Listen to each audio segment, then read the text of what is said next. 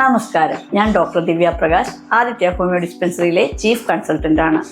നമ്മുടെ കേരളത്തെ സംബന്ധിച്ചിടത്തോളം ജൂൺ, ജൂലൈ, ഓഗസ്റ്റ് മാസം മഴക്കാലം മാത്രമല്ല പനിക്കാലം കൂടിയാണ്. എന്തുകൊണ്ടാണ് നമ്മുടെ നാട്ടിൽ ഇത്രയധികം പനി ഈ സാഹചര്യത്തിലുണ്ടാവുന്നത്? സ്കൂൾ തുറക്കുന്നു, കുട്ടികൾ സ്കൂളിൽ പോകുന്നു, സ്കൂളിലെ കൂട്ടുകാരുടെ കയ്യിൽ നിന്ന് അവർക്ക് പനി കിട്ടും, അവർ വീട്ടിൽ വരും, പാരൻസുമായി അടുത്തിടപഴകും, പിന്നെ പാരൻസിന് പനി കിട്ടും. അങ്ങനെ പനി ഒരാളിൽ നിന്ന് മറ്റുള്ളവരിലേക്ക് പടർന്നുകൊണ്ടിരിക്കുകയാണ്. പലതരത്തിലുള്ള പനികളുണ്ട്. ഡെങ്കിപ്പനി, typhoid, malaria, chikungunya, H1N1 virus, influenza. എന്നാൽ എല്ലാ പനികൾക്കുമുള്ള ഒരു പൊതുവായ കാര്യം എന്താണെന്ന് നിങ്ങൾക്കറിയോ?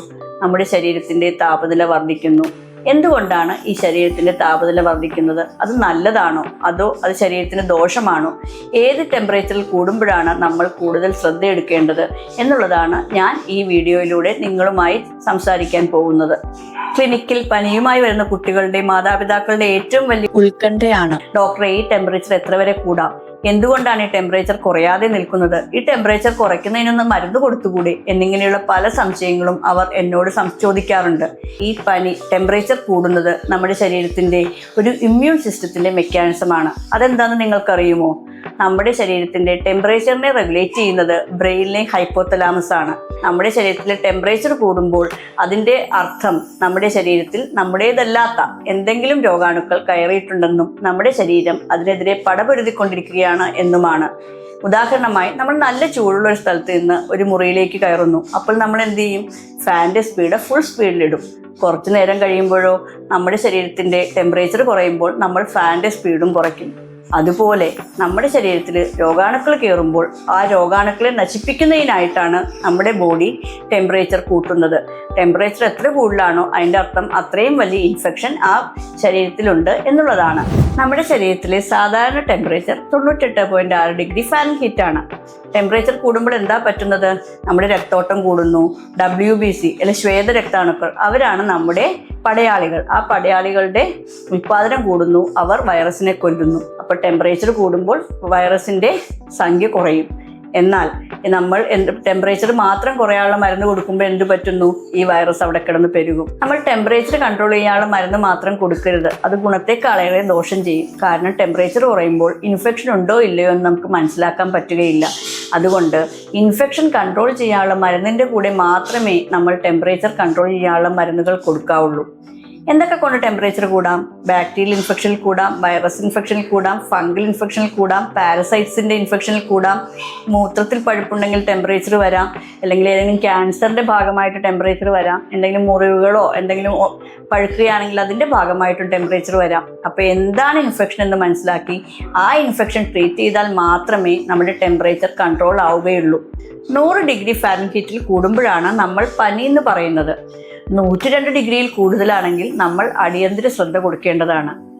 ടെമ്പറേച്ചർ കൂടുമ്പോൾ ആർക്കൊക്കെയാണ് നമ്മൾ ഉടൻ ചികിത്സ നേടേണ്ടതെന്നാണ് ഞാൻ ഇനി പറയാൻ പോകുന്നത്. 1. 3 മാസത്തിൽ താഴെ പ്രായമുള്ള കുട്ടികൾ. 2. പ്രായമായവർ. 3. വേറെ മറ്റേതെങ്കിലും അസുഖങ്ങളുള്ളവർ, ഉദാഹരണം ക്യാൻസർ, ഹൃദ്രോഗം അങ്ങനെയുള്ളവ. 4. പണ്ട് പനിയുടെ കൂടെ അപസ്മാരം അല്ലെങ്കിൽ ഫിറ്റ്സ് വന്നിട്ടുള്ള കുട്ടികൾ, ഗർഭിണികൾ, ഇമ്മ്യൂണോ കോംപ്രമൈസ്ഡ് ആയിട്ടുള്ള ആളുകൾ, അവയവമാറ്റമൊക്കെ നടത്തിയിട്ട് ശരീരത്തിൻ്റെ പ്രതിരോധ ശേഷി കുറച്ച് നിർത്തിയിരിക്കുന്ന ആളുകൾ. ക്യാൻസർ ഉള്ള പേഷ്യൻസിനും ശരീരത്തിൻ്റെ പ്രതിരോധ ശേഷി കുറച്ച പേഷ്യൻസിനും ഇൻഫെക്ഷൻ വന്നാലും ടെമ്പറേച്ചർ വരണമെന്നില്ല. അതുകൊണ്ട് അവർക്ക് ഭക്ഷണം വേണ്ടാതാവുകയോ ശരീരം വേദന തോന്നുകയോ കുളിര് തോന്നുകയോ എന്തെങ്കിലും ചെയ്താൽ ഉടൻ അവർക്ക് ഇൻഫെക്ഷൻ ഉണ്ടെന്ന് നമ്മൾ മനസ്സിലാക്കുകയും അവരെ ഉടൻ വിദഗ്ധ ചികിത്സയ്ക്ക് വിധേയരാക്കുകയും ചെയ്യേണ്ടതാണ്. നമ്മൾ കംപ്ലീറ്റ് റെസ്റ്റ് എടുക്കുക എന്നുള്ളതാണ് പനി കുറയാനുള്ള ഏറ്റവും നല്ല മാർഗം. രണ്ടാമതായി ധാരാളം വെള്ളം കുടിക്കണം. അതിനുള്ള കാരണം എന്താണെന്നറിയോ? നമ്മുടെ ശരീരത്തിൻ്റെ ചൂട് കൂടുമ്പോൾ ശരീരത്തിലെ ജലാംശം കുറയുകയും ഡീഹൈഡ്രേഷൻ വരികയും ചെയ്യും. എൻ്റെ ക്ലിനിക്കിൽ വന്ന പല കുട്ടികൾക്കും പനി മാറിയിട്ടും ബാക്കി ഇൻഫെക്ഷൻ്റെ എല്ലാ സിംറ്റംസും മാറി, പക്ഷെ ചൂട് മാത്രമുണ്ട് ഡോക്ടറെ എന്ന് പല പാരൻസും പറയാറുണ്ട്. അതിൻ്റെ കാരണം പനി വരുന്ന 3-4 ദിവസങ്ങൾ കുട്ടികൾ ഭക്ഷണമോ വെള്ളമോ ഇല്ലാതെ കിടക്കും. അപ്പോൾ എന്ത് പറ്റും? ഇൻഫെക്ഷൻ മാറിയാലും ഡീഹൈഡ്രേഷൻ്റെ ഫലമായി ശരീര ഊഷ്മാവ് ഇത്തിരി കൂടി നിൽക്കും. ആ ശരീരോഷ്മാവ് കൂടുന്നതിനെയാണ് ഇവർ പനി എന്ന് വിശേഷിപ്പിക്കുന്നത്. അതുകൊണ്ട് നമ്മുടെ കുട്ടികൾക്കോ നമുക്കോ ആർക്ക് പനി വന്നാലും നമ്മൾ സാധാരണ കുടിക്കുന്നതിനേക്കാൾ കൂടുതൽ വെള്ളം കുടിക്കുക.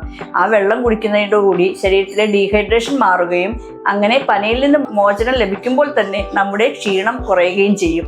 അപ്പോൾ എന്താണ് ഇൻഫെക്ഷൻ എന്ന് മനസ്സിലാക്കി ആ ഇൻഫെക്ഷൻ ട്രീറ്റ് ചെയ്താൽ മാത്രമേ നമ്മുടെ ടെമ്പറേച്ചർ കൺട്രോൾ ആവുകയുള്ളൂ. പനിയുള്ളപ്പം നമ്മുടെ ശരീര ഊഷ്മാവ് 101 ഡിഗ്രി ഫാരൻഹീറ്റിനേക്കാളും കൂടുകയാണെങ്കിൽ മരുന്നുകളോടൊപ്പം തന്നെ നമുക്ക് വീട്ടിൽ ചെയ്യാൻ പറ്റുന്ന ഒരു പ്രൊസീജിയറാണ് സ്പോഞ്ച് ബാത്തിങ്. ചെറു ചൂടുവെള്ളത്തിൽ സ്പോഞ്ച് അല്ലെങ്കിൽ കോട്ടൺ തുണി മുക്കി നമ്മുടെ ശരീരഭാഗം നന്നായി തുടച്ചു കൊടുക്കുക. അപ്പോൾ നമ്മുടെ ശരീര ഊഷ്മാവ് പതുക്കെ കുറയാൻ തുടങ്ങും. എന്നാൽ ഇത് മരുന്നിന് പകരമാവില്ല. മരുന്നുകളുടെ കൂടെ തന്നെ ചെയ്യാൻ പറ്റുന്ന ഒരു പ്രൊസീജിയറാണിത്.